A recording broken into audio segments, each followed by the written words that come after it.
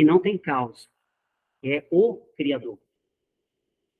Será mesmo que existe? Eu não tenho dúvida.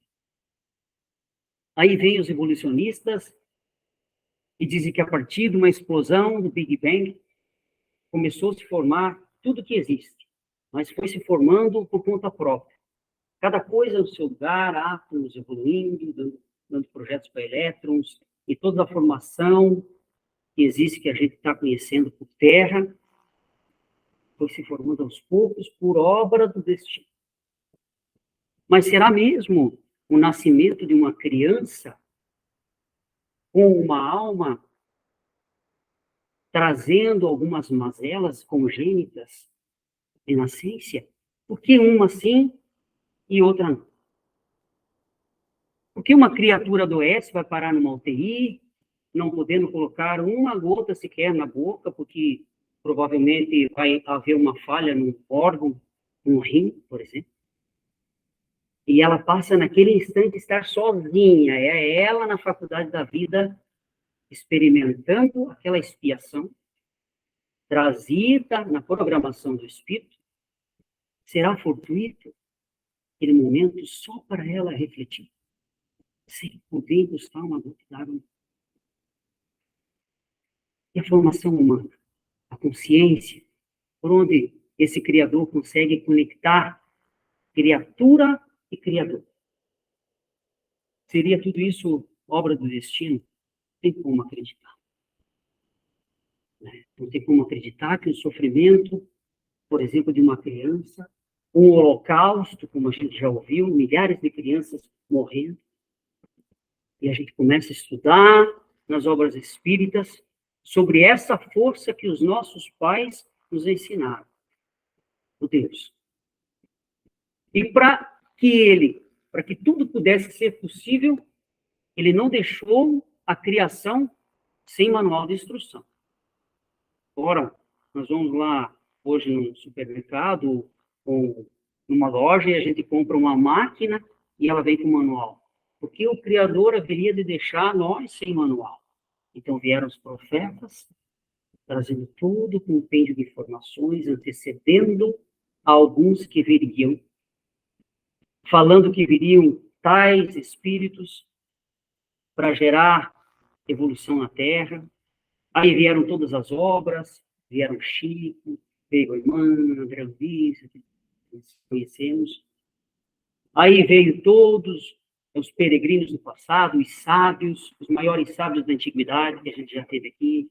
Aí veio Sócrates, Carl Gustav Jung. Então veio todo o plano espiritual, baixou uma gama de espíritos, preparando a vinda de alguém. Será que? Então, existe uma frase do latim que diz ex nihilo nihil fit, do nada, nada se cria. E aí nós vamos ver como que isso foi possível. Então, acredito que aqui na casa já estavam fazendo estudo de evolução em dois mundos, e não é por acaso que no primeiro capítulo da página 22 aqui, vem por primeiro falando sobre co-criadores em plano maior. Você veja o título. Evolução em dois mundos. O ápice da evolução no primeiro capítulo. E aí André Luiz vai nos dizer, eu sei, eu poderia explicar de cor isso, mas está tão bonito o palavreado do Chico que eu acho que nós não vamos interferir. Nessa substância original, olha bem, ao influxo do próprio Senhor Supremo, Deus, operam inteligências divinas a ele agregadas. Ao influxo da substância original, fluido cósmico, a substância pura de Deus, fluido etéreo. Em processo de comunhão indescritível, são os grandes devas da teologia hindu e os arcanjos da interpretação dos variados templos religiosos. Extraído desse hálito espiritual, os celeiros da energia com que constrói os sistemas da imensidade. o universo inteiro, inclusive planetas, astros, sóis, estrelas, galáxias, nebulosas, tudo que a gente conhece e que a gente também desconhece. Em serviço de co-criação. Ou seja, criador é só um. São os co-criadores, mas esses são em plano maior. Nós somos co-criadores em plano menor. De conformidade com os desígnios do Todo Misericordioso, que faz deles agentes orientadores da criação excelsa. Essas inteligências gloriosas tomam o plasma divino e convertem-no em habitações cósmicas. Na casa de meu pai existem muitas moradas. Lembra? De múltiplas expressões. Ou seja, quando ele fala em expressões, ele está falando de personalidades, talvez muito acima da matéria, porque até o vapor nós conseguimos enxergar. Quanto mais, vamos lembrar, quanto mais rarefeito pelo espírito, mais sutil ele é, mais elevado ele fica. A partir do vapor nós não enxergamos mais. Apagado ao isótopo, né? Ou seja, o oxigênio também, a gente não consegue enxergar, mas a gente está sentindo. Respira. Radiantes ou obscuras, criadas, né? Gaseificadas ou sólidas, obedecendo às leis pré-determinadas, quais moradias que perduram por milênios e milênios, mas que se desgastam e se transformam. Elevam-se. Por fim, de vez que o espírito criado pode formar ou co-criar, mas só Deus, o Criador de toda a eternidade, é Ele que é o Criador Supremo.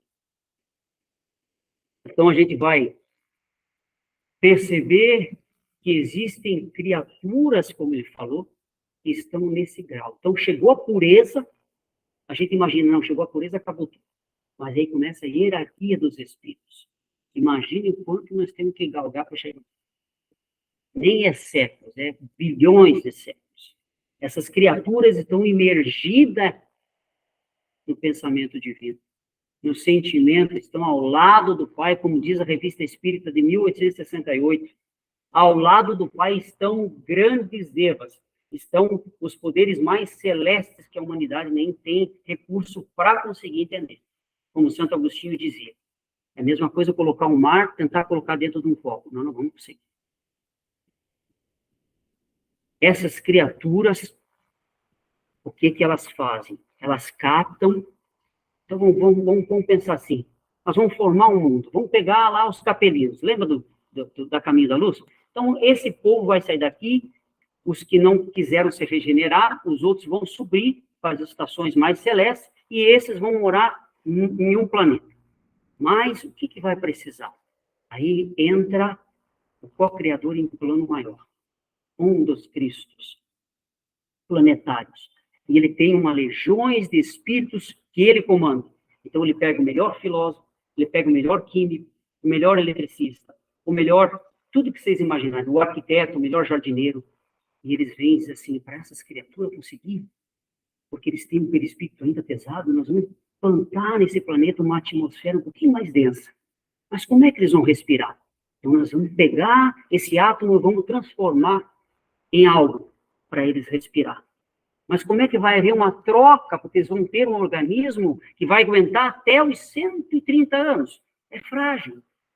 Mas para esse organismo se vivificar, nós vamos fazer o seguinte, nós vamos plantar as plantas lá, vamos pegar dessas moléculas e transformar em plantas que vão exalar CO2. E eles vão fazer a troca gasosa. Um coloca para o outro o oxigênio e o outro expande para a natureza o CO2. E tudo vai se formar. Através do quê? Da água. Então, começam as primeiras larvinhas se formando no planeta, e aí elas vão se galgando, até milhões e milhões de anos surgir a nossa consciência, até nós conseguir fazer conjecturas, a gente se entender por gente. Imagine quantos anos foram. Tudo isso com a ajuda desses que o André Luiz está falando. E a gente conheceu um que veio para a Terra, que foi Jesus. Um desses devas. Aí, a gente vai para Gênesis, no livro hebraico, até gostaria de ter trazido, eu acabei deixando lá. No capítulo 1, versículo 1, em aramaico, para completar isso que o André Luiz nos trouxe de informação, vai dizer assim, Bereshit bara Elohim et has hamayan et aeretz. O que quer dizer? No princípio, Deus criou o céu e a terra. Você veja que é uma tradução que ela tem controvérsia, porque Bereshit bara não é criou, é moldou, plasmou. Bara Elohim, Elohim são deuses. Então existe mais um Deus. Lembra que Jesus disse, vós sois deuses? E estava falando em hebraico dos co-criadores, em plano maior. Então é um ser que larga as estruturas celestes, mergulha na carne, se corporifica, é um destacamento divino. Vamos falar que muitos espíritas às vezes dizem assim, a igreja católica está errada, o protestante, o evangélico. De certa forma, ninguém está errado. Eles estão imergidos, eles não são Deus, mas eles estão imergidos nesse fluido divino. Tão imbuído nisso que o perispírito desses espíritos supremos do topo da evolução, acima ainda, esses não estão mais sujeitos a errar, é tão rarefeito que eles não vêm por provação. Jesus não veio por provação, ele não precisava provar nada. Ele veio para continuar as leis, aprimorar as leis de Moisés. As leis estabelecidas por Maimônides, na época, são corregedoria de leis. Ele dispunha de uma legião de anjos, como diz o André Luiz. Ele podia dizer, vai você ou vai você. Mas não, ele se pontifica, dando o exemplo que nós somos capazes. Somos capazes de tudo. Aí eu gostaria de compartilhar com vocês sobre o nascimento desse Cristo. Aí quando a gente vai para os evangelhos, a gente percebe Lucas e Mateus, né? Além de João e Marcos, a gente percebe Lucas e Mateus trazendo mais informações que me comprazem, porque eles falam mais da infância de Jesus do que os outros discípulos, né? Lucas, acredito que todo mundo conhece a história, né? Ele conheceu Paulo de Tarso, ele é o continuador da empreitada de Paulo, se conheceram em Antioquia. Paulo estava muito velho, foi preso várias vezes, incentivou Lucas para continuar, né? Pediu a Lucas que fosse até Éfeso, atrás de Nossa Senhora, após o desencarne de Jesus. Olha, vai lá e colhe as informações direto da mãe. Quem melhor que uma mãe para poder falar a informação do filho? E o Lucas vai. Aí a gente percebe também no Evangelho que lá está Lucas, no lugar de Simão Pedro, o discípulo número de Jesus, né? Aí a gente vai para os evangelhos apócrifos e percebe que foram muitos evangelhos afastados por conta de algumas situações, né? E talvez na época do Império de Constantino eles não aceitavam. Então tinham diretrizes e aquilo que importava para eles era aquilo que eles escolhiam, por exemplo. Aí ficou para trás o evangelho de Filipe, Judas Iscariote tinha um evangelho, Maria Madalena, né? Não sei se algum de vocês já leu, é interessantíssimo. O proto-evangelho de Tiago traz informações sobre Maria, na infância, inclusive, depois que ela casa com José, que não era um José casto, tinha 6 filhos antes de Jesus, Jesus foi o 7º. Aí traz informações acerca de Jesus na infância, tudo fatores que não está no nosso evangelho. Também está na Torá, né? Está nos evangelhos, outros evangelhos, por exemplo, do Islã, dos muçulmanos. Então, Lucas traz uma história que também vocês podem encontrar no livro de Francisco Cândido Xavier, Contos e Contos, a respeito do nascimento do Cristo. O encontro que se deu no Templo de Jerusalém. Passados 8 dias do nascimento da criança, do Jesus, ele foi levado ao Templo de Jerusalém para ser consagrado a Deus. Naquela época, o que eles faziam? Eles circuncisavam a criança. Era uma espécie de tradição, ritual, era importante para eles na época. E Lucas e Humberto de Campos, né, um dos mentores do Chico, diz que lá houve um encontro muito especial entre Maria, José, a criança, Simeão e Ana. A Ana era uma espécie de sacerdotisa, e o Simeão era um ancião, uma espécie de profeta. Diz que houve um diálogo entre Simeão e Jesus. Então, nós vamos compartilhar junto e vamos procurar trazer essa conversa um pouquinho para os nossos dias de hoje, para aquilo que a gente está passando. E aí, quando Maria adentra o templo com Jesus, você já imaginou a Maria agora com Jesus? E aí Simeão estava fazendo todo aquele trabalho dentro do templo, se volta com os olhos cheios de água, porque ele não queria morrer, não queria desencarnar sem, porque ele já sabia que havia um profeta. Porque Isaías falava, Daniel falava, todos os profetas falavam, e ele, inclusive, sentia. Então, quando Maria entra com a criança, ele sente a presença da luz de Jesus. E aí ele pede permissão para Maria, pega a criança nos braços, ergue Jesus, e aí ele diz, por que escolheste as palhas humildes, ó criança divina, para começar a tua missão? E aí a gente vai pensar, olha a pergunta de Simeão, por que escolheste as palhas humildes para começar a tua missão? Simeão estava preocupado, porque Jesus podia ter começado não na manjedoura, no curral, envolto de animais, né? Mas no berço de ouro, porque na época tinha Herodes, o grande, não pelas obras, mas pelas barbáries que ele causava, aquele povo de Israel. Ele podia ter nascido no berço de ouro, vindo num cavalo branco, cheio de poder e glória, mas não. Veio simples, escolheu um povo da Palestina, simples. Vamos lembrar daquele momento, existia Betsaida, a terra dos pescadores em Israel, Magdala, a terra de Maria Madalena, Dalmanuta. Aí nós vamos lá para a Galileia, abaixo da Galileia, né? Nazaré, onde Jesus viveu bastante na infância, e Cafarnaum, a casa de Simão Pedro, onde Jesus pescava, e a maioria do tempo ele passava por ali. Então ele vem e ele escolhe 12 discípulos, 12 pessoas. Será que é fortuito isso?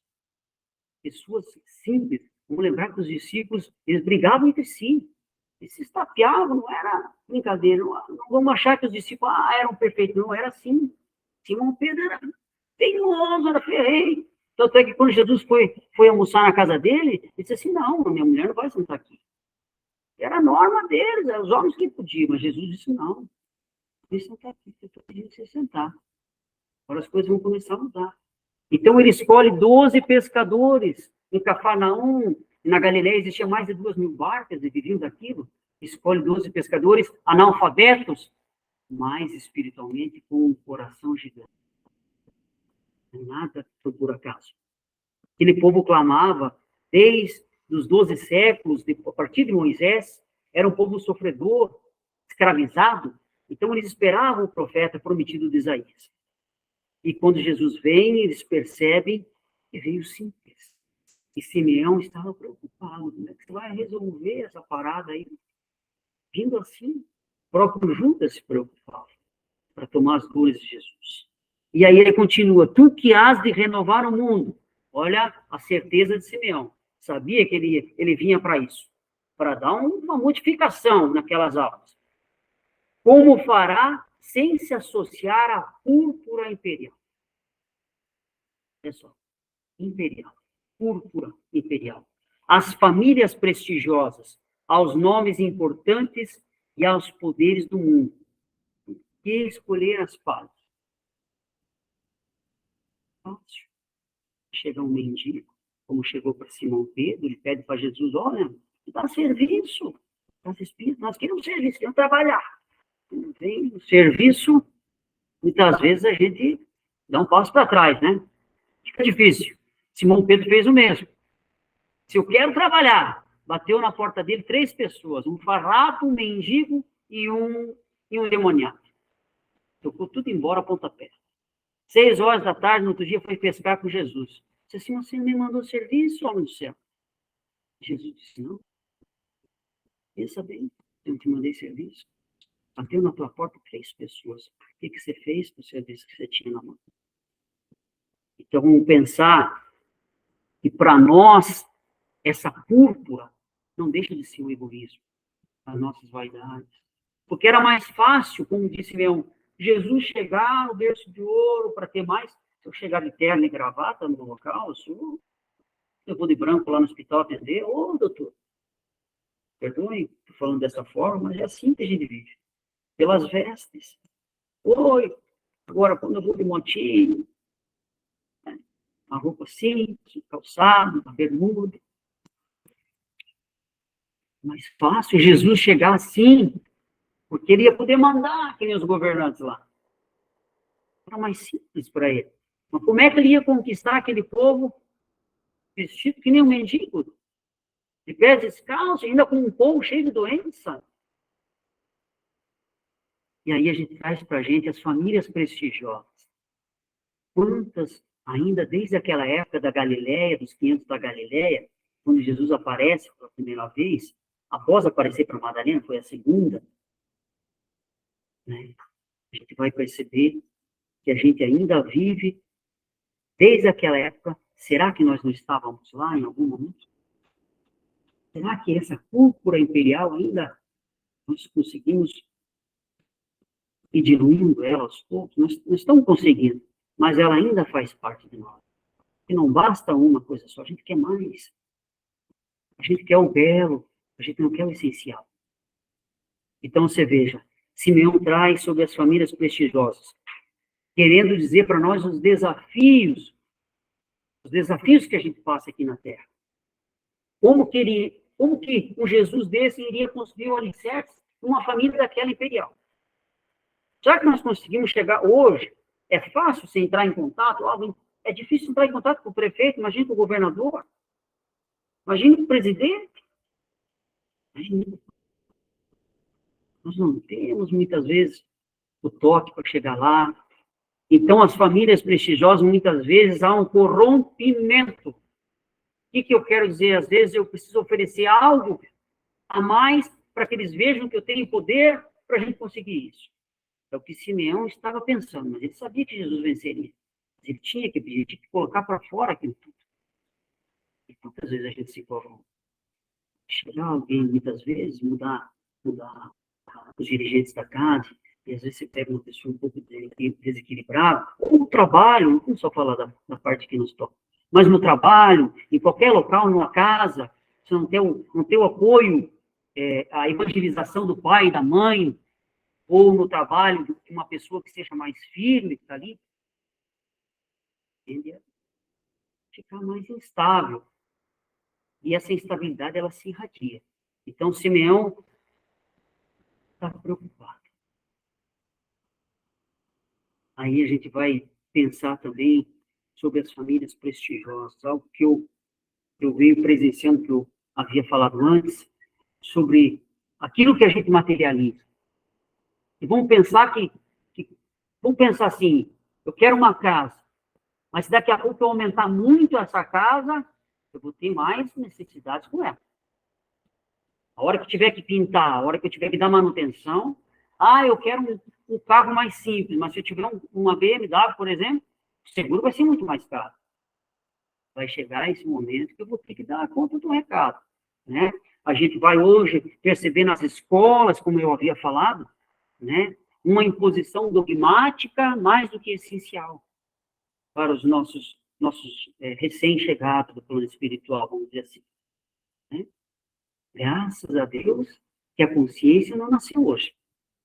O que o Espírito traz não só as mazelas, mas toda a bagagem. Quanto mais essa consciência vai se amplificando, como dizia Leon Denis, quanto mais essa consciência vai se aflorando, mais ele vai sentindo aquele instinto e se elaborando e se ampliando e se prontificando a ser melhor que antes. Aí Simeão diz assim, como fará, ó divina criança, para dar continuidade a esse projeto? Buscará os poderosos da terra? Então, se vem alguém aqui, como eu estava falando, e diz assim, vocês querem aumentar essa casa? E não está enxergando o tamanho dessa casa espiritual, está só enxergando as paredes. Então, vocês querem aumentar isso? Vamos transformar isso aqui em um barracão gigante, né? Um centro de evangelização, tudo mais. Mas vocês vão ter que votar para mim. E dá um nome aqui, CPF, V. A situação vai ser daqui para frente assim. Você veja o tamanho do corrompimento do projeto Tamanho por nós trazemos uma missão, nós pedimos antes de vir, no nosso plano de reencarnação, nós pedimos a prova, mas quando chega na hora que começa a febre na madrugada, a gente diz, pelo amor de Deus, isso aí não é para mim. Ó, pelo amor de Deus, meu filho está com febre, já está com 40 graus, fico louco.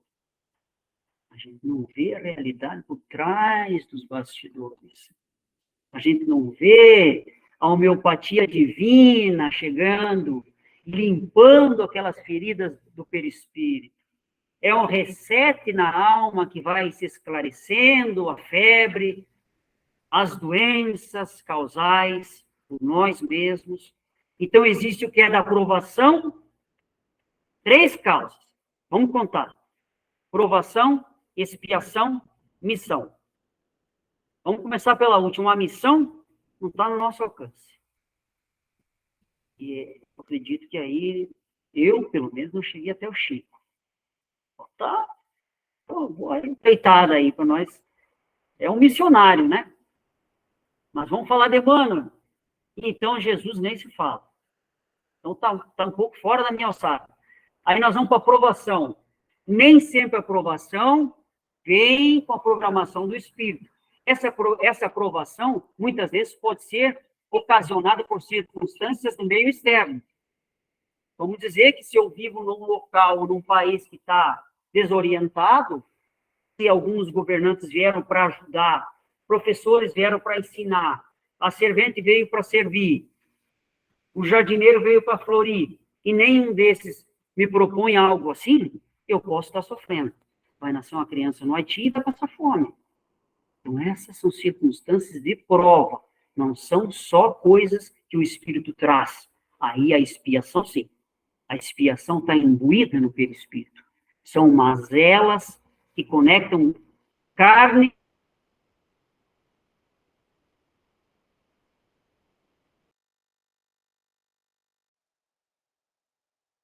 coração, entre alma e perispírito. Então, vamos pensar que todas essas provas, Simeão colocou de uma forma um pouco diferente para Jesus. Como é que você vai conseguir limpar esse perispírito tudo doente? Como é que você vai mostrar que as provas que essas pessoas estão passando, o fulano, a mulher do governante lá está doente, como é que você vai mostrar para ela que essa doença não é da carne, é da alma? Mas ele indagava aquela criança enquanto, diz o evangelista Lucas, enquanto que Simeão pedia para a criança, nessa conversa, a criança ficava batendo no peito de Simeão, e ele não entendia nada. O tempo todo. Você já ouviu essa história? Enfim, aí Simeão diz para ele assim, que motivo que nós estamos na nossa família hoje? Qual é o motivo que nós, será que nós, no trabalho, por exemplo, tiver que eu encontro uma pessoa, às vezes eu não conversei com ela, eu já estou julgando. Olha o cabelo daquela, olha, que ele parece um fantasma. É difícil a gente conseguir se manter na linha. Essa semana eu passei de carro, indo para o meu serviço, e tinha uma placa de uma farmácia caída, e todos os engravatados, indo para o serviço, com as pastas, senhoras andando, todo mundo pisava em cima. E eu parado na sinaleira. Aí o meu irmão me olhou, eu olhei para ele, né? Porque quando a gente começa a estudar, a gente é cobrado, então a gente vai direto na fonte. Eu pensei, eu vou dar um jeito de sair do carro, estava numa situação tão, para mim, desesperadora, que eu estava entre sair ou não. Aí vem uma criança assim, devia ter uns 3 anos, uns 4 anos de idade, ela veio, se ajoelha, aquela placa assim, e nós olhando, tudo parou a sinaleira. Todo mundo passou, e a criança teve. Ela não aguentava com o peso, quando ela chegou em cima, a mãe do lado olhando, de braço cruzado, em vez de ajudar. E aí ela não aguentou. E ela foi de novo. Eu disse para o irmão, tá vendo? Tá vendo como é que é a natureza humana? Eu posso dar o braço, como Jesus disse para Simão. Assim, vai, caminha na água aí. Cadê a tua fé, ó? caminha aí, você consegue. E aí Simão vai uma vez, e ele começa a ver a brisa, o vento voraz que estava, e começa a se desesperar no meio disso tudo, e ele começa a afundar. Jesus vai lá, puxa ele de novo, 3 vezes, até que ele consegue, e até que nós conseguimos conquistar. Então, quando nós, criaturas co-criadores minúsculos, conquistamos algo que nos deixa feliz, está tudo bem. Mas quando a gente não conquista nada, e está difícil no trabalho, está difícil em casa, parente que reclama, filho que chora, a mulher que cobra, o homem que cobra, aí a gente vai para a televisão, maior indústria corrompida, que agora os desenhos estão iguais, e aí vem uma pessoa com autoridade, não sei de onde, e diz assim, larga desse cara, larga dessa mulher, ela está fazendo isso com você, larga dela. Oh, deixa tudo a tua vida, porque você merece ser feliz. Se é uma pessoa, ela não tem um segmento, ela não tem uma base, vai largar. Mas e se ela veio com uma aprovação? E aquela pessoa é o único meio dela dar um passo adiante. Como é que ela vai fazer? E aí, Simeão continua. Escreverá a divina criança novos livros de sabedoria divina? Improvisará discursos sublimes que, de certo modo, apagarão os maiores oradores de Roma e de Atenas? Vamos lembrar que Paulo de Tarso esteve em Atenas. Ele disse que nunca mais ia voltar lá. Adornações em ouro. E aí diz Simeão, erguerá um novo templo de pedra, ornamentado com as mais belas pedrarias que a gente tem hoje. Estou vendo na internet uma casa espírita embaixo de uma árvore ao ar livre. Coisa mais linda. Cadeiras simples. Parecia a sinagoga onde Jesus fazia os ensinamentos dele. Todos senhores de 80 anos sentadinhos lá.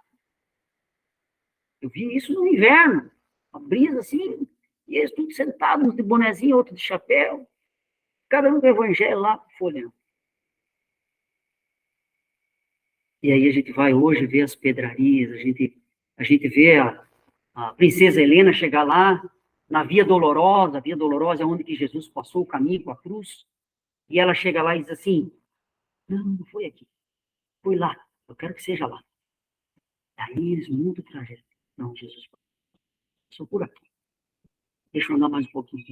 Aqui ele caiu com a cruz, mas era lá, mas ela quis ali. Não se veja.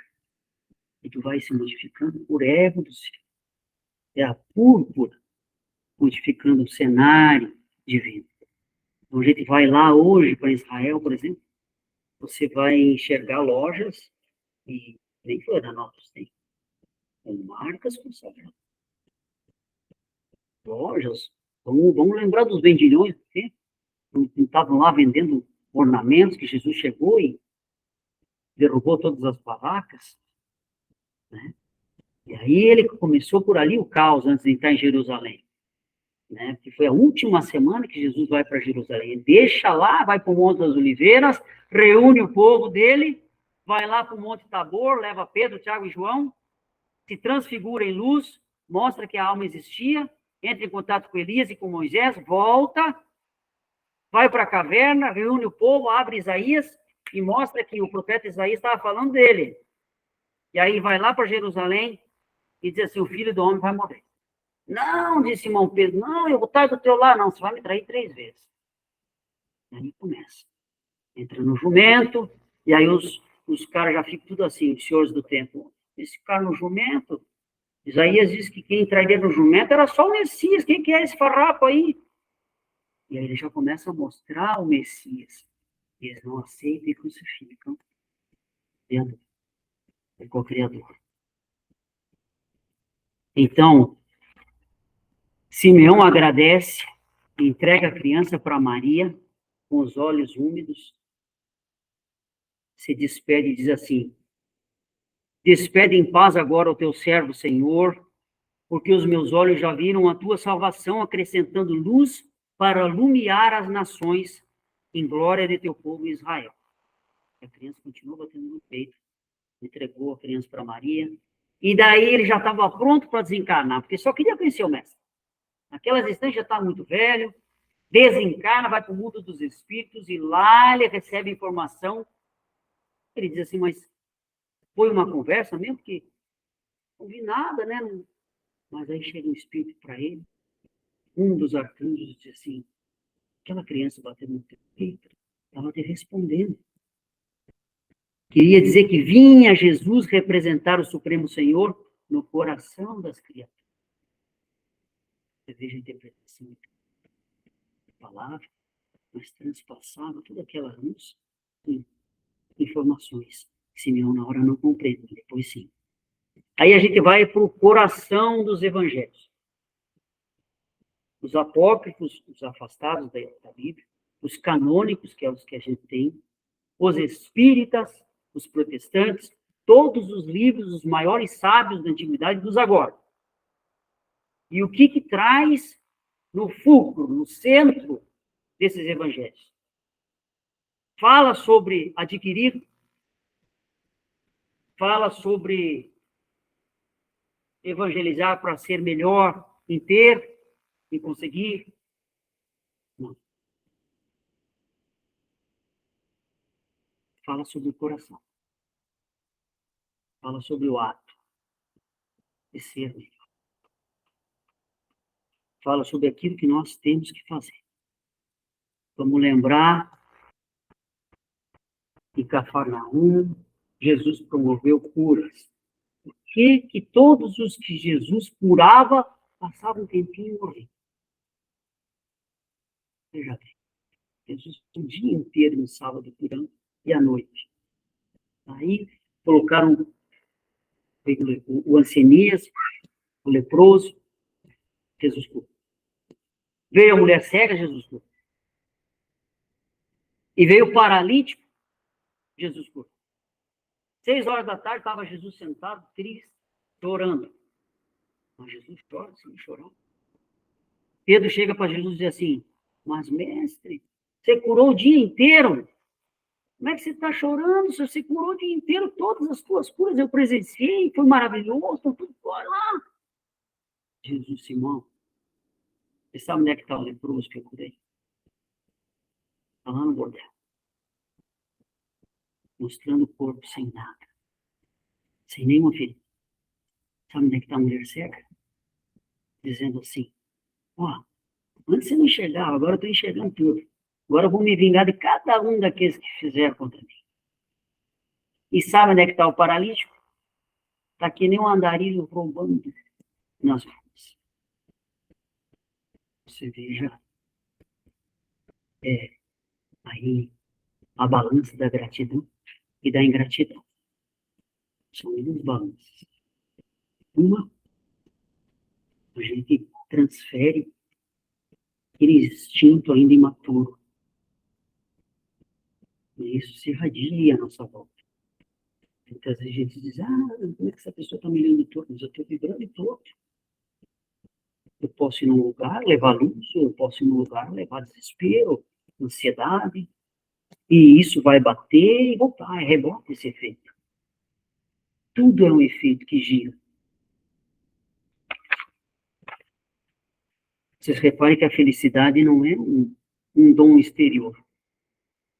A gente conseguir chegar a ter essa plenitude que Jesus tinha, esses profetas que vieram anteceder Jesus, o próprio João o Batista, nascido 6 meses antes de Jesus, preparando o caminho do médico.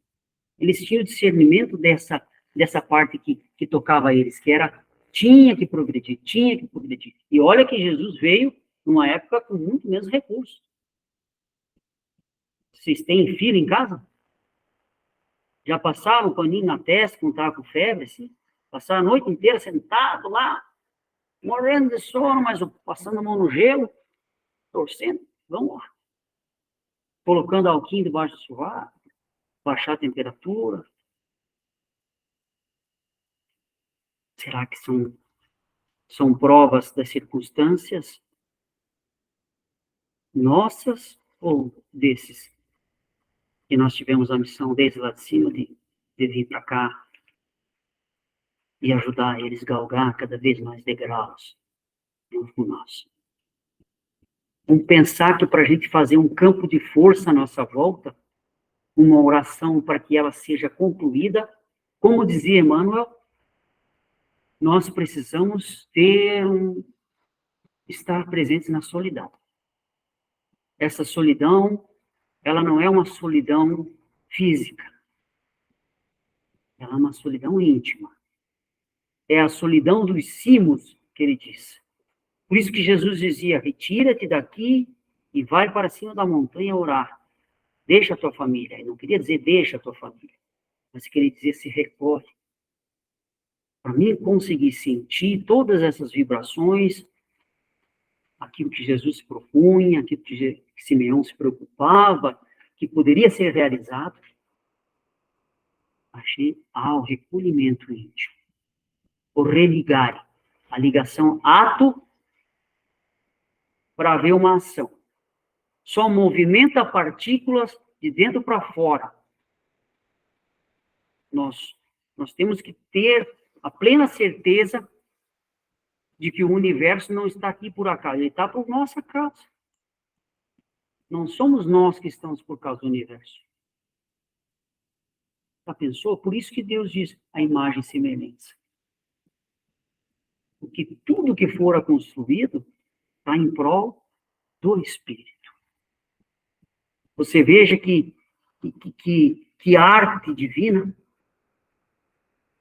um espírito simples e ignorante, por si próprio e galgando degraus, formando conjecturas, entendendo que existe a bondade, a parte negativa, compreendendo situações que estão à nossa volta, o senso de direção, para onde que eu tenho que ir, por que esse sol está radiando na minha cabeça, por que a vida é dessa forma, por que eu estou passando por isso. Será que as pessoas mais elevadas são as que dão murro em cima da mesa? São as que gesticulam? Tem que pôr a voz mais alta em casa para ganhar atenção? Ou são as mais serenas? As mais que se contraem, talvez? Muitas sim. São já trazem imbuído nelas uma depressão intelectual, uma depressão sentimental. Mas muitas que se calam, muitas vezes, serenas, olhando para o nosso olho, muitas vezes, elas estão falando. São os que compreendem a situação. Aquilo que Jesus compreendia. Para eles era um endemoniado, hoje para nós não, é um obsediado. Então ele chegava próximo da carne e via o perispírito estampado. Todas as situações daquele corpo fluídico, vital. Ele já sabia o que a pessoa tinha. Nós, não. Nós não enxergamos na parede dentro daquela casa. Nós não enxergamos dentro daquela carne. Nós ainda não conseguimos captar o pensamento porque os nossos sentidos são limitados. É não chegar nessa parte. Isso é muito difícil. Que horas nós temos? 8h22, dá mais um tempinho? Ou encerramos? Então, eu vou pegar agora o meu livro, só para nós encerrar. E aqui fala. Espíritos puros. São sensibilidades à parte, seres que compreendem perfeitamente as suas naturezas e por isso as dominam. Com elas agem através da vontade livre de qualquer apego sujeito ao erro. São olhos que enxergam milhares de vezes mais do que os melhores telescópios terrestres. Olfatos automagnetos que conseguem distinguir o odor de uma formiga do cheiro cítrico de uma flor a milhares de anos-luz. Contabilizar a velocidade e a direção do movimento de um cometa, mesmo que do lado oposto de uma órbita. Sentir milhares de sorrisos nas suas intimidades. Ser falsos ou verdadeiros. Auxiliar milhares de corações ao mesmo tempo, sem perder o foco, nem se esquecer de nenhum. Estes Cristos ainda conseguem se transportar sem limites de velocidade, manifestam suas vontades e materializam-se em qualquer lugar, mesmo à distância.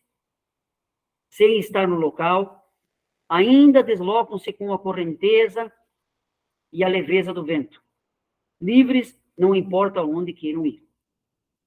E se falasse que em cada ponto a mais, por onde quer que avancem pelo universo, vamos lembrar de Camille Flammarion, quando diz que o espaço e o tempo de todas as épocas estão presentes vivamente sem esforço.